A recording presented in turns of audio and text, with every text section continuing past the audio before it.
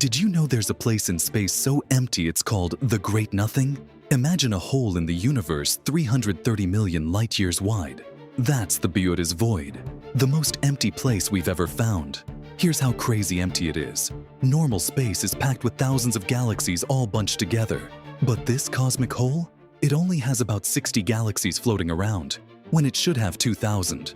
When scientists discovered it in 1981, they couldn't believe it. This thing breaks all the rules about how stuff should be spread out after the Big Bang.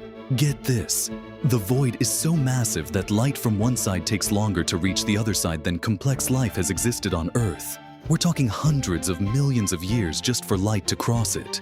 Scientists are still scratching their heads trying to figure out what created this impossible emptiness. Is it dark energy, cosmic collisions, or something even weirder that we don't understand yet? The Great Nothing remains one of space's biggest mysteries.